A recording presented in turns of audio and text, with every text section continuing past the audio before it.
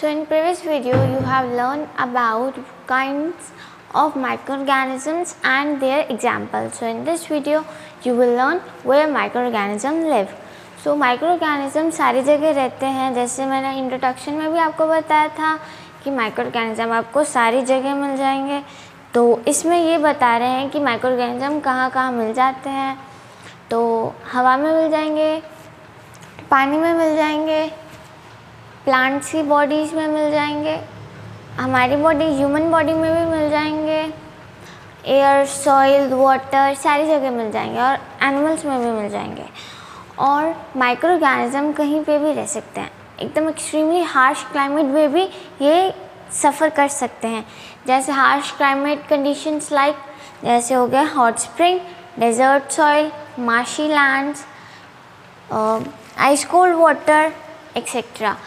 सो ये कहीं यहाँ पे रह सकते हैं। और भी बहुत जो एक्सट्रीमली ठंडी जगह हो गई या फिर एक्सट्रीमली हॉट जगह हो गई वहाँ पे भी, ठीक है। और ये बॉटम सी के बॉटम में भी मिलते हैं। और डेड और डिकिंग मतलब सड़े हुए और मरे हुए इंसान या फिर प्लांट्स की बॉडी पे भी मिल जाएंगे, एनिमल्स भी।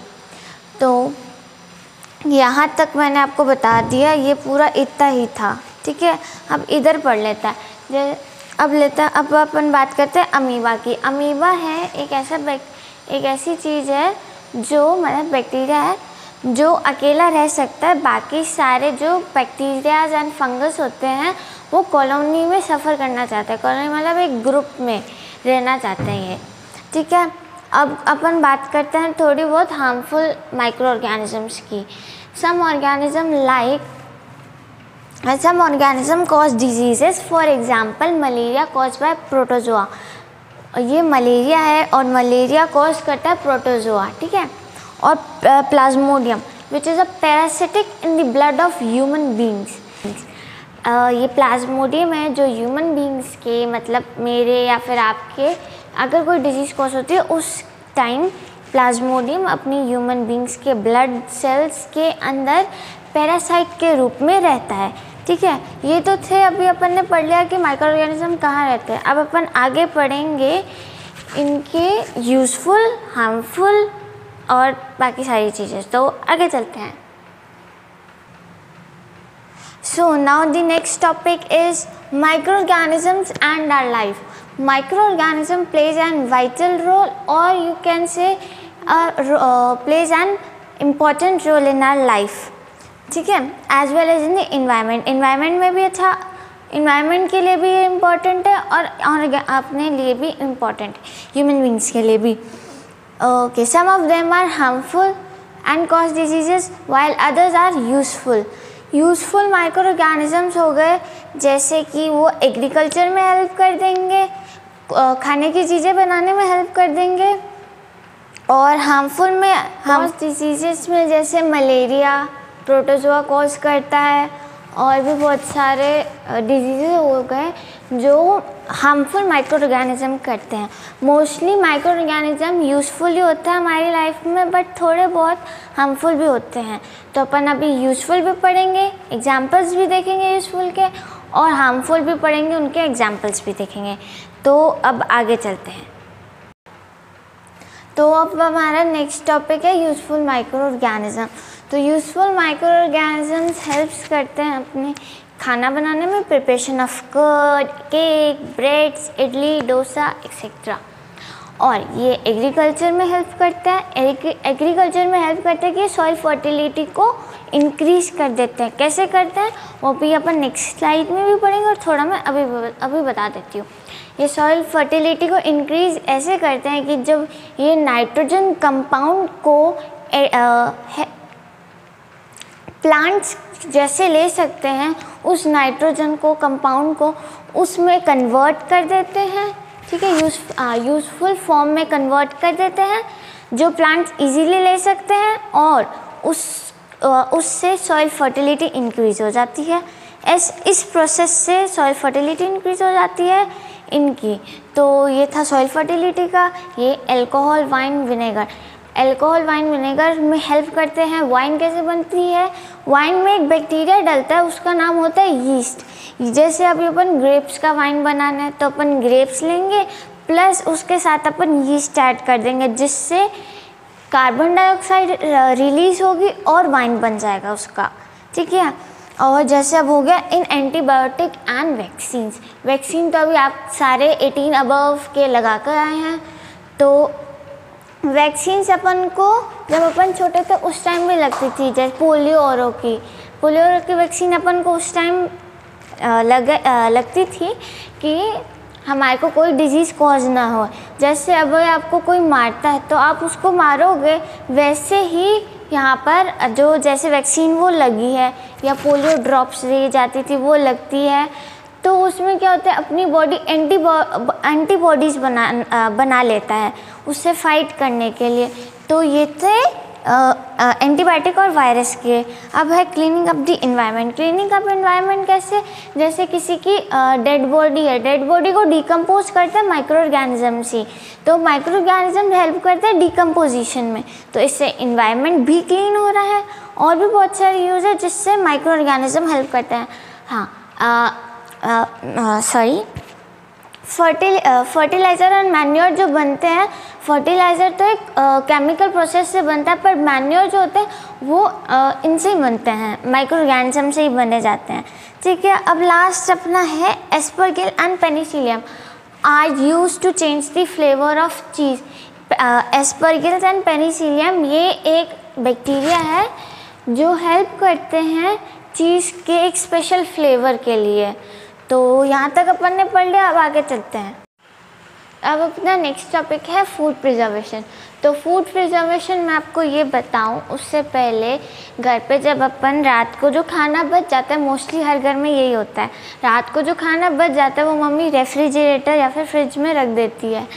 तो वो क्यों रखती है? मतलब ये जो प्रोसेस होता है फ्रिज में रखने का, उसके बाद आप बाद में सुबह कुछ भी यूज़ कर सकते हो, तो उस प्रोसेस को फूड प्रिजर्वेशन कहते हैं, ठीक है। अब जैसे मम्मी वेजिटेबल्स लाती है, फ्रूट्स लाती है, उनको अपन फ्रिज में रखते हैं, तो वो एक तरह से इस प्रोसेस को ही कहते हैं, ये प्रोसेस ही उसको कहा जाएगा। तो ये था, और इनसे बहुत सारे जो जैसे फूड वेस्ट हो जाता था, तो इससे फूड वेस्ट भी नहीं होगा। तो अब अपन इसको पढ़ लेते हैं। तो है reduce food wastage and spoilage. मैंने अभी बताया था इससे फूड वेस्ट भी नहीं हो रहा और स्पॉइल भी नहीं हो रहा। जो रात को खाना बच जाता है वो अपन फ्रिज में रख देते हैं, तो वो अगले दिन भी काम आ जाता है, तो स्पॉइल भी नहीं हो रहा और वेस्टेज भी नहीं हो रहा कुछ भी। तो नेक्स्ट है we can store food for a long period of time. तो इसमें वेजिटेबल्स आती है, ऐसे थोड़ा ना मम्मी एक दिन में सारी वेजिटेबल बना लेगी, ऐसे तो नहीं होता। हर एक दिन के बाद रेगुलरली आपके घर पे खाना बनता है, तो इससे फूड स्टोर भी हो रहा है लॉन्ग पीरियड ऑफ टाइम में। To increase the storage period of stuff, इससे जो खाना है, जो वेजिटेबल्स फ्रूट्स है, उनका स्टोरेज पीरियड इंक्रीज हो जाता है, ठीक है। फिर है ensure food availability in the distance places and during of seasons. अब ये जो कश्मीरी एप्पल है या फिर कह लो अमेरिकन एप्पल अमेरिका में ग्रो होती है। ऐसा नहीं है कि एप्पल 365 डेज ग्रो होती है। एप्पल सिर्फ और सिर्फ विंटर सीजन ग्रो करेगी या फिर समर सीजन करेगी। मुझे तो नहीं पता कौन से सीज़न ग्रो करती है, बट आपको पता तो कमेंट सेक्शन में बताना, ठीक है। अब वो जिस भी सीज़न में ग्रो करती है, उस पर्टिकुलर सीज़न में ही वो ग्रो कर गई, फिर उसके बाद उसको स्टोर करा जाता है और उसको प्रिजर्व किया जाता है। अब उसको प्रिजर्व कर लिया तो सारी कंट्रीज़ में या फिर पूरे वर्ल्ड में वो अमेरिकन एप्पल भेजी जाती है। तो इसमें पर्टिकुलर प्रिजर्वेशन सिस्टम होता है, ठीक है। तो वो उस प्रिजर्वेशन सिस्टम, ये इतने सारे इसके बेनिफिट्स होते हैं। अब मैं आपको बताती हूँ पास्चराइजेशन क्या होता है। आपको पता होगा कि जो मिल्क लेते हैं, सीधे काऊ का नहीं, जो मिल्क आपको ऐसे मिल्क शॉप पे सरस और लोटस जैसे कंपनी होती है उनका मिल्क, अगर आप उनके पैकेट को देखो तो उस पर पास्चराइज मिल्क लिखा हुआ होता है। पास्चराइजेशन के क्या मतलब होता है मैं आपको एक एक्टिविटी में बताती हूँ। जैसे एक्टिविटी तो नहीं है बट हाँ, जो फैक्ट्रीज वगैरह में जो करा जाता है फूड को पास्चराइज करने के लिए, वो बताती हूँ। आपको मिल्क, जो वो मिल्क होता है उसको आप लोगे और उसके बाद उसको 70 डिग्री सेल्सियस पे 15 to 30 मिनट्स के लिए बॉईल करोगे। उसके बाद सडनली आप उसको ठंडा कर दोगे। जल्द से जल्द जितने भी देर में ठंडा हो उसको ठंडा कर देंगे और उसके बाद उसको पैक करेंगे। तो फिर वो पैक करे में जो जर्म्स होते हैं वो सारे किल हो जाते हैं, मर जाते हैं। तो ये था प्रिजर्वेशन और पास्चराइजेशन। तो अपन आगे चलते हैं। सेकेंड लास्ट टॉपिक है नाइट्रोजन फिक्सेशन। तो the process of converting atmospheric nitrogen into usable compound और form, and this process is called nitrogen fixation. इसमें क्या होता है, जो रूट नोड्यूल्स होते हैं प्लांट्स के, जो रूट्स में होते हैं वो नाइट्रोजन ट्रैप करते हैं। अगर उस प्लांट में नाइट्रोजन की कमी हो गई तो अपन एक फर्टिलाइज़र डालता है जिसका नाम है NPK। NPK एक फर्टिलाइज़र है जो हेल्प करता है प्लांट को नाइट्रोजन लेने के लिए। और NPK सिर्फ पर्टिकुलर सिर्फ एक चीज़ के लिए बनते हैं। तो NPK सिर्फ नाइट्रोजन के लिए ही बना है। तो NPK डाल देंगे जिससे वो प्लांट्स को इनरिच कर देगा नाइट्रोजन को ट्रैप के लिए। और ये ट्रैपिंग आप या मैं तो कोई कर नहीं सकता है। तो इस ट्रैपिंग के लिए एक बैक्टीरिया है जिसका नाम है राइजोबियम। राइजोबियम हेल्प करता है N2 को। अगर आपको N2 को नहीं पता कि क्या है, N2 नाइट्रोजन है, ठीक है।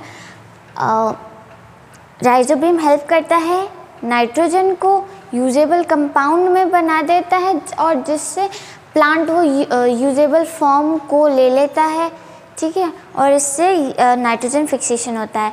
नाइट्रोजन फिक्सेशन में सिर्फ इतना सा काम होता है कि एटमॉस्फेरिक नाइट्रोजन ली जाती है, जो लेने वाला बैक्टीरिया तो वो होता है राइजोबियम लेता है, उसको यूजेबल कंपाउंड में कन्वर्ट कर देता है जो प्लांट इजीली ले लेगा, ठीक है।